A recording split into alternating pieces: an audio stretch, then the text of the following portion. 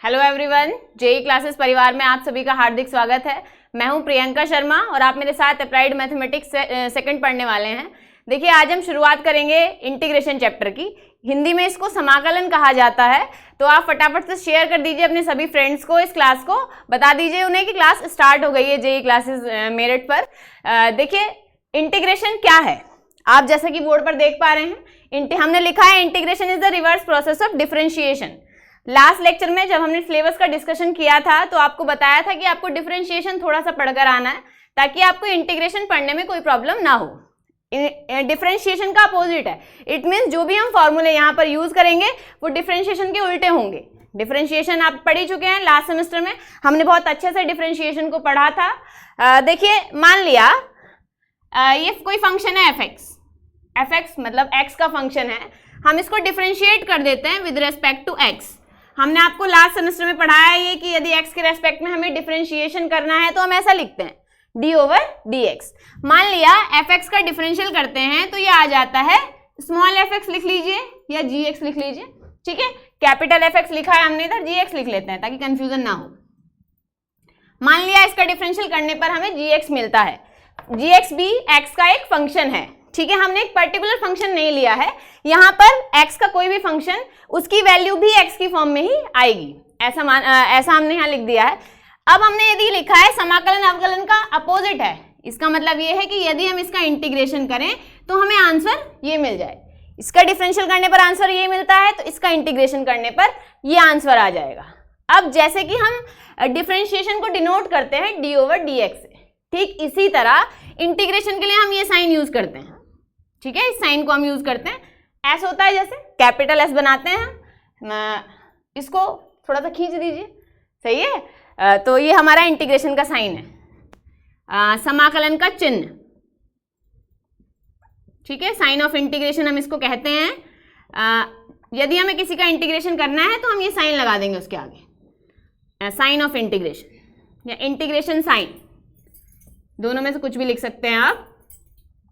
क्या होगा, देखिए हम ऐसा कह रहे हैं कि इसका इंटीग्रेशन ये हो जाएगा, इसका मतलब ये है कि इंटीग्रेशन ऑफ gx, जिसके रेस्पेक्ट में हम इंटीग्रेशन कर रहे हैं वो यहां लिखेंगे, dx मतलब integration with respect to x is equal to, answer क्या हो जाएगा, यहां लिख दिया if differential of fx is equal to gx then integration of, ये अलग लिखा है हमने, ये साइन है इंटीग्रेशन का, then integration of gx dx is equal to, या integration of gx is equal to fx, ठीक है।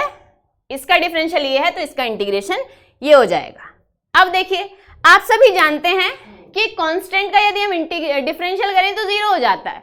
इसका मतलब यदि यहां पर ऐसा लिखा जाए, इधर लिख देते हैं हम, यदि ऐसा लिखा जाए इंटीग्रेशन ऑफ gx, ऐसा लिख दिया जाए differentiation of fx plus c, where c is a constant. तो क्या करते हैं हम डिफरेंशियल करने के लिए, दोनों को अलग अलग करते हैं, तो हम इसको ऐसा लिखते हैं differentiation of fx plus differentiation of c। fx का डिफरेंशियल हमने मान ही लिया है gx है, तो ये हो जाएगा gx प्लस 0। कांस्टेंट का डिफरेंशियल 0 हो जाता है, इसका मतलब ये है कि यदि हम डिफरेंशियल कर दें fx प्लस c का तो इसकी वैल्यू भी gx हो जाएगी। क्लियर है, इसका मतलब ये है कि यदि हम इस gx का इंटीग्रेशन करें तो हमें आंसर ये भी मिल सकता है, ठीक है। ये भी मिल सकता है और ये भी मिल सकता है, दोनों में सेम ही आंसर हो सकता है। तो इसका डिफरेंशियल इंटीग्रेशन भी c लिख दीजिए या 4 5 3 6 कुछ भी लिख दीजिए, कोई भी कांस्टेंट वैल्यू आप यहाँ पर लिख दीजिए, तो आंसर आपको वही मिलेगा, integration of gx dx is equal to, answer ये हो जाना चाहिए fx प्लस c, ठीक है। यहाँ एक और देखने वाली बात है कि fx का डिफरेंशियल भी gx है और fx प्लस c का डिफरेंशियल भी gx है, तो इसका मतलब fx का gx का इंटीग्रेशन fx भी हो सकता है और fx प्लस c भी हो सकता है। तो यहाँ पर 2 लिख लीजिए तो ज़्यादा अच्छे से आपको समझ आएंगी चीज़ें। तो इसका आंसर fx प्लस 2 भी हो सकता है। तो ये जो 2 यहाँ आ रहा है, ये वाली प्रॉब्लम ना हो उसके लिए जब हम इंटीग्रेशन कर देते हैं तो उसमें कांस्टेंट ऑफ इंटीग्रेशन ऐड करते हैं, c हम ऐड करते हैं इंटीग्रेशन करने के बाद। हर एक इंटीग्रेशन के क्वेश्चन को सॉल्व करने के बाद जो आंसर आता है उसमें हम c ऐड कर देते हैं। इस c को हम कांस्टेंट ऑफ इंटीग्रेशन कहते हैं, समाकलन नियतांक कहते हैं। देखिए ये समाकलन का चिन्ह है, साइन ऑफ इंटीग्रेशन है, जिसको इंटीग्रेट किया जाता है उसे हम इंटीग्रांड कहते हैं। ठीक है, जिसको इंटीग्रेट किया जाता है, ये जो वैल्यू है माना, इसको कहते हैं हम इंटीग्रांड, मतलब हिंदी में कहा जाता है इसको समाकल्य। ठीक है, जो आंसर आता है, ये जो आंसर आया इधर, या ऐसा कहिए ये जो आंसर आया है ये इंटीग्रांड है, जो आंसर आता है उसे कहते हैं हम इंटीग्रल या समाकल। ठीक है, ये हो जाता है इंटीग्रल, समाकल। और ये जो प्रोसेस हम यूज कर रहे हैं, ये जो मेथड है इसको सॉल्व करने का, इसको कहा जाता है इंटीग्रेशन। ठीक है, इसको कहा जाता है समाकलन। अब देखिए हम क्या करते हैं, अभी हमने आपको बताया कि जब हम इंटीग्रेशन को सॉल्व करते हैं तो साथ में कांस्टेंट ऐड कर देते हैं, जिसको कहा जाता है कांस्टेंट ऑफ इंटीग्रेशन। क्लियर है इतना? सभी को यहां तक समझ आ गया? तो हम जो कांस्टेंट ऑफ इंटीग्रेशन है उसको लिख देते हैं। ठीक है, लिख देते हैं कि हम कांस्टेंट ऑफ इंटीग्रेशन किसको कहते हैं, जो भी हम ऐड करते हैं, सी जो ऐड करते हैं उसको कांस्टेंट ऑफ इंटीग्रेशन कहा जाता है। क्वेश्चन सॉल्व करने के बाद लास्ट में आपको हर एक इंटीग्रेशन के क्वेश्चन में इसको ऐड कर देना है, मतलब सी को ऐड कर देना है। तो क्या हो जाएगा, देखो ऐसा लिख देते हैं हम, integration of g x d x is equal to f x plus c, where c is equal to, या ऐसे लिख दीजिए, ये सी जो है कांस्टेंट ऑफ इंटीग्रेशन है, कांस्टेंट ऑफ इंटीग्रेशन या समाकलन अचर या समाकलन नियतांक। ठीक है, समाकलन नियतांक भी आप इसको कह सकते हैं, कांस्टेंट ऑफ इंटीग्रेशन। क्लियर? अब देखिए, अब हम आते हैं फॉर्मूले पर।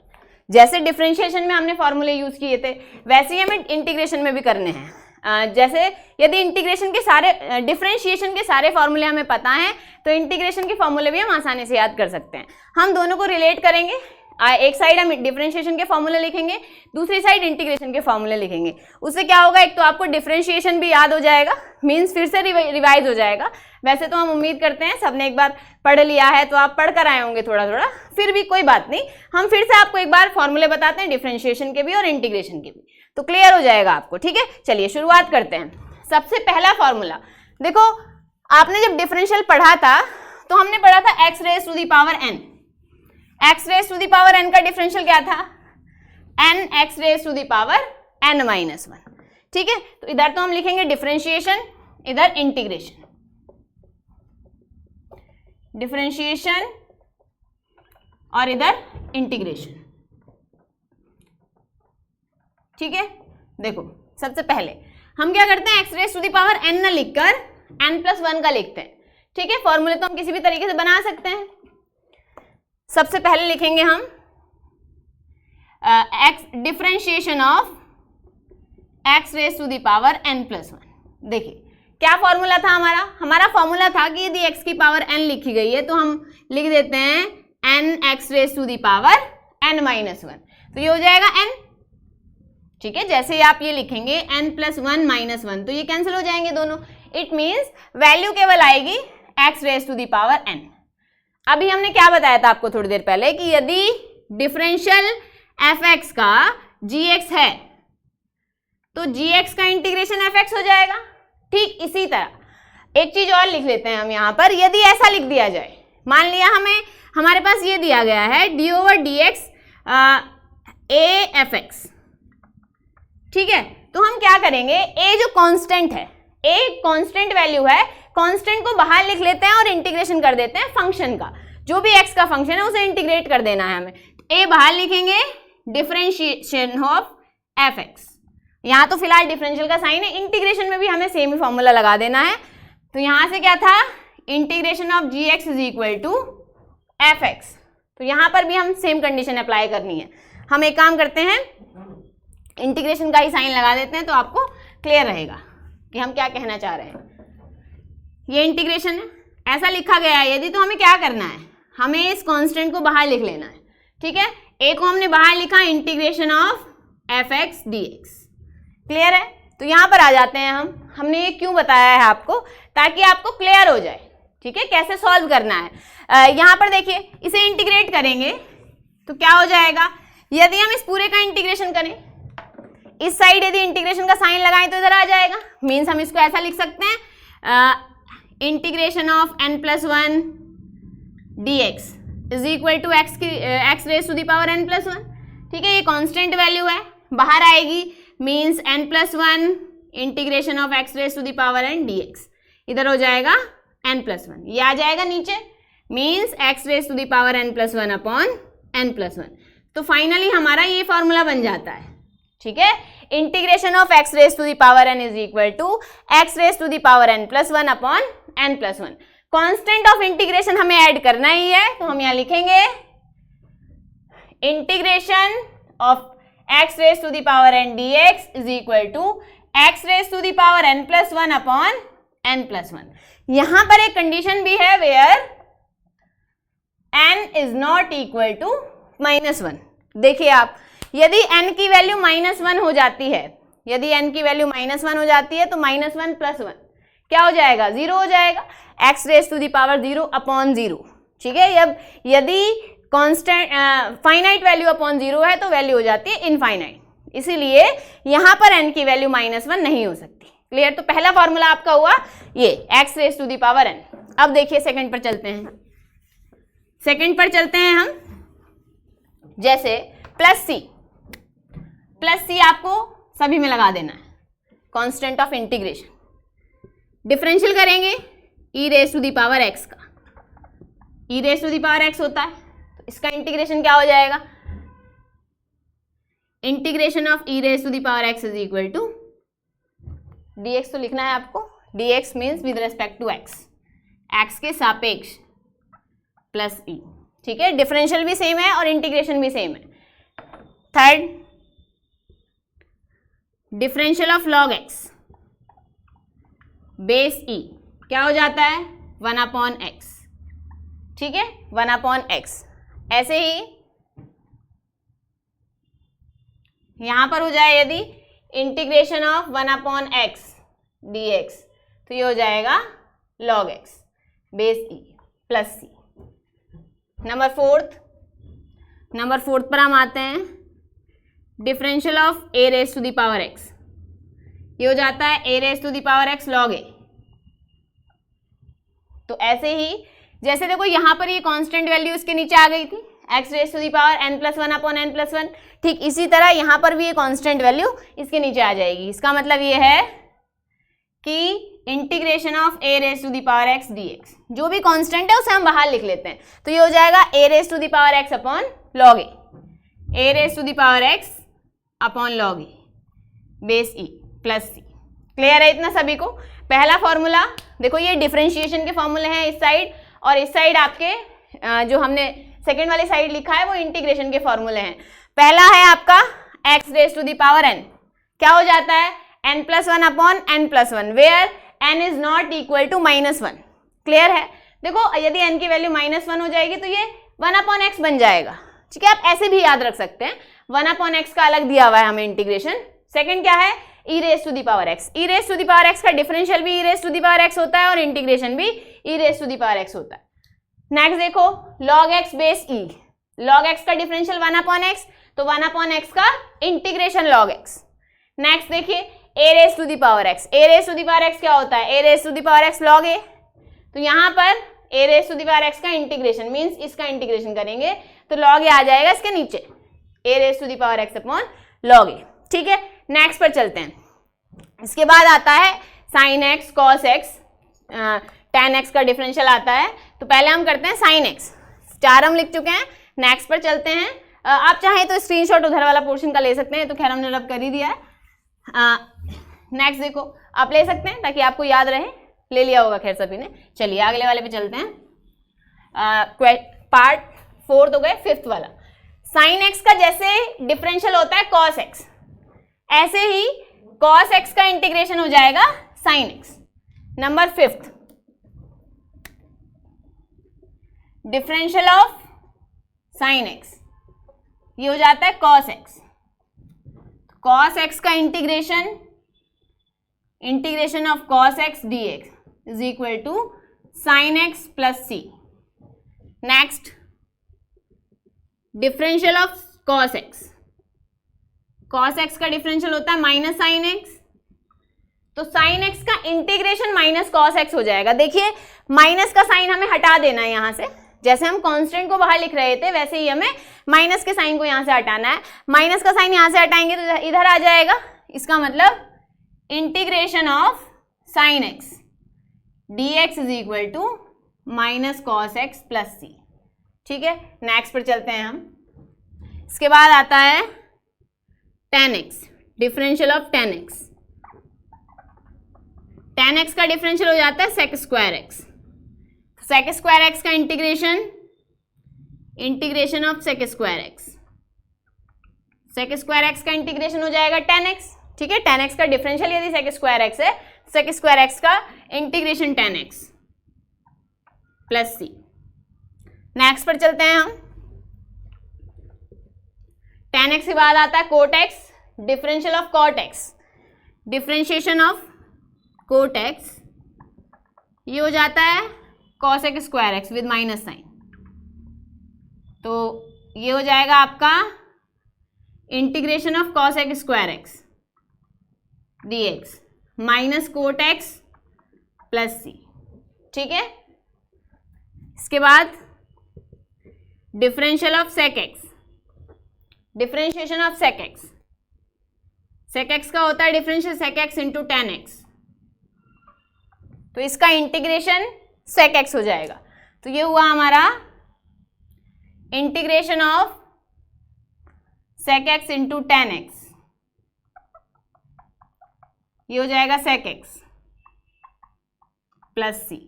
नेक्स्ट पर हम चलते हैं, differential of cosec x। cosec x क्या हो जाता है minus cosec x into cot x, minus cosec x into cot x, तो ये हो जाएगा आपका integration of cosec x into cot x dx, ये हो जाएगा हमारा minus cosec x plus c. Clear है, ये सारी ट्रिग्नोमेट्रिक टर्म्स हमारी आ गई हैं। साइन एक्स का कॉस एक्स डिफरेंशियल, तो इंटीग्रेशन साइन एक्स, ऐसे ही कॉस का माइनस साइन है तो साइन का माइनस कॉस हो जाएगा। tan का sec स्क्वायर एक्स डिफरेंशियल है तो sec स्क्वायर एक्स का tan x इंटीग्रेशन हो जाएगा। ये इसका डिफरेंशियल है तो इसका इंटीग्रेशन माइनस इधर लगा देंगे, minus cot x, sec x का sec x into tan x, ये हो जाएगा sec x, इधर cosec x का minus cosec x into cot x, ये हो जाएगा cosec x कोट x का माइनस cosec x। क्लियर है, इतना समझ आ गया। आप चाहें तो इसका भी स्क्रीनशॉट ले सकते हैं। आप इन सारे जितने भी फॉर्मूले हैं सबको ले चुके होंगे आप सभी, सबको आपको अपनी नोटबुक में नोट कर लेना है फॉर्मूले, ताकि याद रहें, क्वेश्चन करते हुए आपको क्लियर रहे कि हाँ हमने ये फॉर्मूला इस क्वेश्चन में यूज किया है। ठीक है, चलिए नेक्स्ट पर चलते हैं हम। इसके अलावा हमने डिफरेंशिएशन में इनवर्स वाले फॉर्मूले पढ़े थे, sine inverse x, cos inverse x, tan inverse x, cot sec cosec भी पढ़ा था, पर दोनों फॉर्मूले अप्रॉक्स सेम ही हैं, माइनस प्लस का ही डिफरेंस आता है। तो यहाँ पर आप केवल पॉजिटिव वाले फॉर्मूले भी देखेंगे तो भी कोई प्रॉब्लम नहीं है। ठीक है, नेगेटिव वाले फॉर्मूले हम ना भी लिखें तो भी हमारा काम चल जाएगा। पहला क्या था 11, देखिए डिफरेंशियल था हमारा साइन इनवर्स एक्स का, साइन इनवर्स एक्स का डिफरेंशियल था 1/√1 माइनस एक्स स्क्वायर। ऐसे ही हमने डिफरेंशियल लिखा था कॉस इनवर्स एक्स का, तो ये हो जाता है -1/√1 माइनस एक्स स्क्वायर। तो ठीक इसी तरह हम यदि इंटीग्रेशन करें 1/√1 minus x square d x का, तो ये हो जाता है sign inverse x plus c. ठीक इसी तरह यदि माइनस लगा दिया जाए, यदि यहाँ माइनस लगा दिया जाए तो आप यहाँ लिख सकते हैं cosec inverse, sorry cos inverse x. ठीक है, या फिर आप ऐसा कर सकते हैं, इसको ये भी लिख सकते हैं, या फिर सेम है ये, इस माइनस को यहाँ से हटाकर आप इधर भी लगा सकते हैं, या आप ऐसा कह सकते हैं इसको integration 1/√1 minus x square d x is equal to minus cos inverse x plus c. ठीक है, आप ऐसा भी लिख सकते हैं। नेक्स्ट पर हम चलते हैं, differential of tan inverse x। ये क्या था हमारा 1/1 + x²। ठीक इसी तरह कोट में था, नेगेटिव साइन आ रहा था, तो ये क्या हो जाएगा इंटीग्रेशन ऑफ 1/1 + x² dx। ये हो जाएगा आपका tan inverse x + c। Same यदि यहाँ माइनस आ जाए, जैसे माइनस लिखा हुआ है, तो या तो आप इसको tan इनवर्स x लिख सकते हैं या आप लिख सकते हैं माइनस cot इनवर्स x, कोई प्रॉब्लम नहीं है, दोनों लिखे जा सकते हैं। नेक्स्ट पर हम चलते हैं, differentiation of sec inverse x। ये हो जाएगा 1/x √(x² - 1)। तो इसका इंटीग्रेशन सेम हो जाएगा, integration of 1/x √(x² - 1) sec inverse x + c। Clear है? तो ये तो बात हुई सारे फॉर्मूले। अब क्वेश्चंस कैसे सॉल्व करेंगे इन फॉर्मूले पर बेस्ड, तो अब क्वेश्चन हम लिखेंगे, तो ये भी आप स्क्रीनशॉट ले सकते हैं ताकि आपको याद रहे कि हमें ये सारे फॉर्मूले क्वेश्चंस में यूज़ करने हैं। ठीक है, ले लिया होगा सभी ने। चलिए अब शुरुआत करते हैं इस एक्सरसाइज। सबसे पहले हम क्वेश्चंस करेंगे फॉर्मूला बेस्ड, मीन्स जिसमें हमें सीधे सीधे फॉर्मूले लगा देने। क्वेश्चन हमें दिया हुआ है, जितने भी फॉर्मूले हमने लिखे हैं उनमें से जो भी अप्लाई होंगे क्वेश्चन में, उसी अकॉर्डिंग हमें सॉल्व कर देना। पहला क्वेश्चन देखो, क्वेश्चन 1 नंबर 2 नंबर 5 नंबर हर एक टाइप का क्वेश्चन बनता है इंटीग्रेशन से। हमने आपको पहले भी बताया है, देखिए कि काफ़ी इंपॉर्टेंट टॉपिक है इंटीग्रेशन, बहुत मतलब काफ़ी ज़्यादा नंबर का एग्जाम में पूछा जाता है आपका ये, तो आप बहुत अच्छे से इसको पढ़िएगा। फर्स्ट क्वेश्चन दिया हुआ है इंटीग्रेशन ऑफ, देखो ऊपर लिखा हुआ है x के सापेक्ष समाकलन कीजिए। ठीक है, x के सापेक्ष समाकलन कीजिए या integrate with respect to x।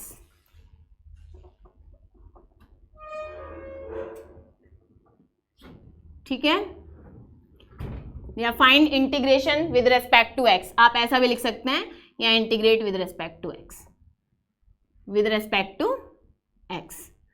देखिए फर्स्ट क्वेश्चन है हमारा, integration of x³ + 3x² + 3x + 1 3x + 1 dx। एक चीज और साइड में लिख लीजिएगा, जितने फॉर्मूले लिखे हैं उसमें ये नोट करके, इंटीग्रेशन ऑफ 1 dx, ये हो जाता है x + c। ठीक है, अब ये x कैसे आता है, देखिए हमने सबसे पहला फॉर्मूला पढ़ा था x की पावर n। आप इसको ऐसा लिख सकते हैं, 1 है, 1 को लिखा जा सकता है x⁻0 dx, तो हम लिख सकते हैं इसे, ये n है, n+1/n+1 + c, 0 + 1 1 हो जाएगा, नीचे 1 लिखा हुआ है उसे लिखने की कोई आवश्यकता नहीं है, तो x + c। ठीक है, ऐसे आ जाता है। ये कांस्टेंट हम आपको बता ही चुके हैं, यदि कांस्टेंट वैल्यू है तो उसे हमें बाहर लिख लेना है। क्लियर है? तो ये क्लियर हुआ सभी को। चलिए आगे बढ़ जाते हैं।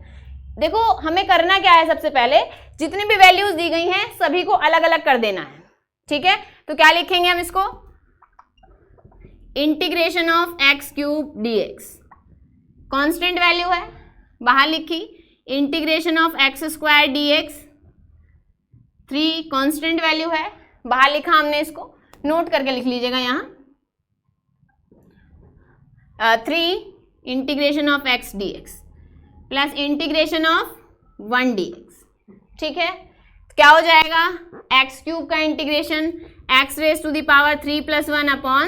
1/3 + 1 लिखा था हमने अभी फॉर्मूला, इधर हम लिख देते हैं integration of x⁻n dx n+1/n+1 + c। देखो ये जो हम c ऐड कर रहे हैं, हमने हर एक फॉर्मूले में लिखा है c, तो यहाँ पर क्या करना है, यहाँ पर हमारी 4 टर्म है, 4 अलग अलग पद हैं, तो जब सारा इंटीग्रेट हो जाएगा उसके बाद हमें कांस्टेंट ऑफ इंटीग्रेशन यूज करना है। ठीक है, c को हमें सबसे लास्ट में ऐड कर देना है जब हमारा क्वेश्चन सॉल्व हो जाएगा, मीन्स सारे इंटीग्रेशन के साइन जब खत्म हो जाते हैं तब हम c लगा देते हैं।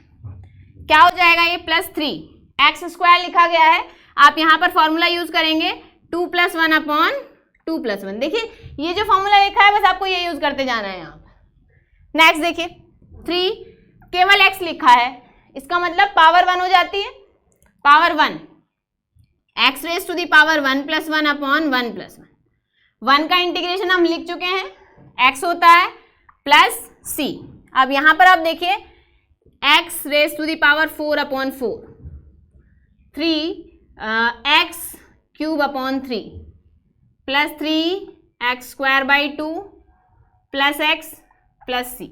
इस 3 से ये 3 कैंसिल हो जाएगा, तो हमारे पास क्या वैल्यू आ जाती है, हमारे पास वैल्यू बचती है x raise to the power 4 upon 4 x³ 3x² 2 plus x plus c। यही हमारा आंसर है। ठीक है, आपको हर एक टर्म को अलग अलग कर देना है और इंटीग्रेशन का फॉर्मूला लगाते जाना है x raise to the power n वाला। ठीक है, आपको आंसर मिलता जाएगा। क्लियर है, समझ आ गया सभी को यहाँ तक? चलिए फिर नेक्स्ट क्वेश्चन पर चलते हैं। नेक्स्ट क्वेश्चन भी हमें लगभग इसी टाइप का दिया गया है। इस टाइप का क्वेश्चन आपको 1 या 2 किसी भी नंबर में पूछ लिया जा सकता है। ठीक है, चलिए आगे बढ़ते हैं। देखो यहाँ तो हमें सही फॉर्म दी गई थी, इन केस हमें सही फॉर्म ना दी जाए, सही फॉर्म ना देने का मतलब ये है कि x raise to the power n हमें यदि बनाना पड़े तो हम कैसे सॉल्व करेंगे। मीन्स यहाँ पर अलग अलग दिया हुआ था, हमने बस कांस्टेंट को बाहर लिखा है और सीधा सीधा फॉर्मूला यूज कर दिया है। अब यदि हमें उस फॉर्म में चेंज करना पड़े और फिर उसको सॉल्व करना पड़े तो कैसे करेंगे। नेक्स्ट क्वेश्चन हम ले लेते हैं, इसी टाइप का है। क्वेश्चन क्या दिया गया है, क्वेश्चन दिया गया है ये integration of x + 1 upon x² dx। तो क्वेश्चन है, यहां पर देखो a + b होल स्क्वायर लगा सकते हैं, तो क्या हो जाएगा, इंटीग्रेशन का साइन जहां लगा हुआ है आपको एज इट इज लगा रहने देना है, इसमें हमें कोई चेंज नहीं करना है। ये हो जाएगा x² + 1 upon x² plus 2x × 1 upon x, a² + b² + 2ab। ये फॉर्मूला हमें यहाँ पर लगा देना है, x से x कैंसिल हो जाएगा, तो हमारे पास क्या क्या वैल्यू आ जाती है। इंटीग्रेशन ऑफ x², देखो 1 अपॉन x² लिखा गया है, हमने कोई भी फॉर्मूला ऐसा नहीं लिखा है जिसमें 1 अपॉन x² दिया जाए। 1 अपॉन x के लिए हमने अलग से फॉर्मूला लिखा है, लेकिन 1 अपॉन x² के लिए कोई फॉर्मूला नहीं लिखा है। तो हम क्या करेंगे, इस x² को ऊपर ले जाते हैं। जैसे ही हम इसको ऊपर लेकर जाएंगे, पावर +2 है, ऊपर जाने के बाद -2 हो जाएगी, तो हमने इसको लिखा x raise to the power -2 plus 2 dx, या 2 × 1 लिख लीजिए, कोई प्रॉब्लम नहीं है। लास्ट में भी हमें यही करना है। अब क्या करेंगे, अलग अलग कर देते हैं हर एक टर्म को, तो ये हो जाएगा integration of x² dx plus integration of x raise to the power -2 dx, 2 constant है, इंटीग्रेशन ऑफ 1 dx। क्लियर है, यहाँ लगाते हैं फॉर्मूला, यहाँ भी लगाते हैं जो हमने लिखा है ऊपर ही। 1 का इंटीग्रेशन हमने अभी पढ़ाई है लास्ट क्वेश्चन में, मतलब लास्ट क्वेश्चन में भी हमने यूज किया था। 1 का इंटीग्रेशन x हो जाता है, तो ये हो जाएगा x raise to the power 2 + 1 upon 2 + 1। यहाँ पर भी देखिए सेम फॉर्मूला लगा देना है हमें, x raise to the power -2 + 1 -2 + 1। 1 का इंटीग्रेशन हो जाता है x प्लस c। ठीक है, लास्ट में हमें कांस्टेंट ऑफ इंटीग्रेशन ऐड कर देना है, तो क्या हो जाएगा x³ upon 3 plus x raise to the power -1 upon -1 plus 2x plus c। देखिए जो हमें क्वेश्चन दिया गया था उसमें पावर माइनस में नहीं दी गई थी, तो हमें जिस फॉर्म में क्वेश्चन दिया जाता है आंसर भी उसी फॉर्म में लिखना होता है। ठीक है, तो क्या करेंगे, पहले लिख लेते हैं x³ अपॉन 3 प्लस माइनस हो जाएगा, पावर -1 दी गई है, यदि आप इसे नीचे लेकर आएंगे तो +1 हो जाएगी, means 1 upon x plus 2x plus c, या आप इसको ऐसा लिख सकते हैं ³/3 plus 2x minus 1 upon x। ठीक है, पावर्स को डिक्रीजिंग और इंक्रीजिंग ऑर्डर में लिख देते हैं, मतलब x की घटती हुई पावर और बढ़ती हुई पावर की फॉर्म में हम लिख देते हैं। ठीक है, तो क्लियर हो गया, समझ आ गया आपको ये क्वेश्चन भी क्या कर देना है। ठीक है, तो इसी टाइप से हमें क्वेश्चन सॉल्व करने हैं। क्वेश्चन हम लिख देते हैं, होमवर्क में क्वेश्चन सॉल्व कीजिएगा आप, 1-2 क्वेश्चन देंगे हम, जैसे जैसे हमने क्वेश्चन सॉल्व किए हैं दोनों, ऐसे ही आपको सॉल्व कर लेने हैं। ठीक है, तो क्वेश्चन लिख देते हैं हम। देखो यदि हमें सीधा सीधा दिया गया है फॉर्मूला लगाने के लिए तो आप उसी अकॉर्डिंग कर देंगे, केवल फॉर्मूला बेस्ड क्वेश्चन हो जाता है वो। यदि हमें उस टाइप की फॉर्म नहीं दी गई है तो जैसे हमने इसको बनाया है उस फॉर्म में आपको उस तरीके से चेंज कर देना है। क्लियर? चलिए क्वेश्चन हमने लिखा x square plus 2x plus 1 dx, और नेक्स्ट क्वेश्चन है हमारा x square x cube plus 3x square plus 2x plus 7 upon x square dx। इसमें अलग अलग कर दीजिएगा सबको, हो जाएगा सॉल्व। ठीक है, तो आपको क्लास अच्छी लगी होगी, हम उम्मीद करते हैं। देखिए जितने भी स्टूडेंट्स अभी तक टेलीग्राम चैनल से नहीं जुड़े हैं वो टेलीग्राम चैनल से जुड़ जाइएगा। टेलीग्राम चैनल का नाम आप जानते ही हैं, स्क्रीन पर देख पा रहे हैं, जेईसी पॉलिटेक्निक सेमेस्टर क्लासेस। ठीक है, और शेयर कर दीजिएगा क्लास को, चैनल को सब्सक्राइब भी कर लीजिएगा जो भी नए हैं। चलिए फिर खत्म करते हैं क्लास को, मिलते हैं नेक्स्ट क्लास में इससे अगले क्वेश्चन के साथ। तब तक के लिए आप अपना ध्यान रखिए, मेहनत करते रहिए। धन्यवाद, जय हिंद, जय भारत।